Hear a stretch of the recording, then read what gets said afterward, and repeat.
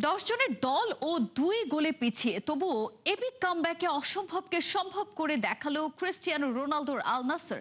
Sadio মানের জোড়া গোলে আল ইত্তেফাককে 3-2 ব্যবধানে হারিয়ে নাটকীয় জয় তুলে নিয়েছে ডিফেন্ডিং চ্যাম্পিয়নরা।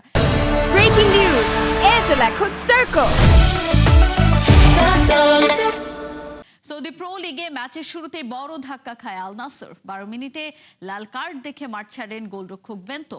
একজন কম প্লেয়ার নিয়েই ভালোই ভুগতে দেখা যায় হলুদদের।